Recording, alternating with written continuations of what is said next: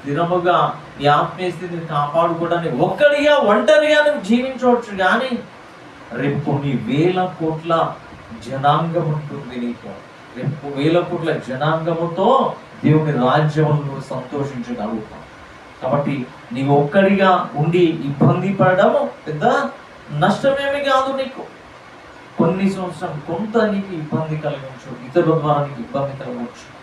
కానీ దేవుని రాజ్యంలో నువ్వు స్థిరమైనటువంటి రాజ్యంలో కొన్ని వేల కోట్ల సంవత్సరాలు అనేక మంది కోట్ల జనాంగ పరిశుద్ధులతో నీవు సహవాసం చేస్తావు. అబ్రహాముతో నీవు ఉంటావు, ఇస్సాకుతో నీవు ఉంటావు, యాకోబుతో నీవు ఉంటావు.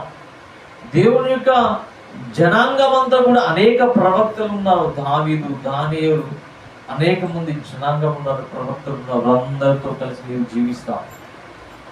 అట్లా కాకుండా ప్రజలందరూ ఒక మార్గంలో వెళ్తున్నారు కదా, నేను కూడా తాగిస్తాను, నేను కూడా పాపం చేస్తాను, నేను కూడా వ్యభిచారం చేస్తాను, నేను కూడా నా యథార్థతను కాపాడుకోవడానికి నేను ప్రయత్నిస్తే దేవుళ్ళ నమ్మకంగా నేను ఉంటాను అనుకుంటే, అలా ఉంటే నాకు ఇక్కడ నష్టం జరుగుతుంది కదా, నాకు అన్యాయం జరుగుతుంది కదా, మరి నాకు లాభం ఏమిటి?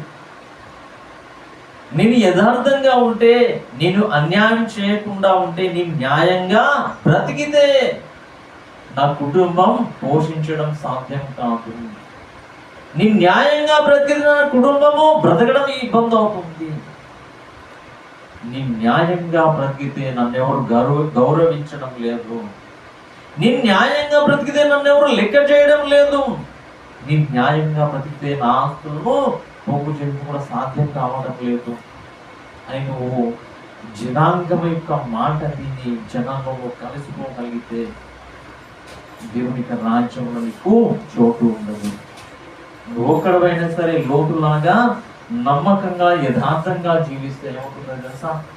దేవుని రాజ్యంలో ఉన్నత స్థితి ఉంటుంది. దేవుడు వేరొక విధంగానే నిన్ను పోషిస్తాడు. ఏలియాను పోషించలేదా? ఏలియా ఒక్కడిగా ఉన్నాడు, లోకమంతా కూడా వేరొక విధంగా ఉన్నది.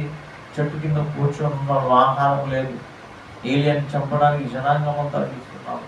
దేవుడు ఏలియాని ఏం చేశాడు? కాకుల ద్వారా ఆహారాన్ని పోషించాడు. దేవునికి నమ్మకంగా యథార్థంగా లోకానికి వేరే జీవించాలి.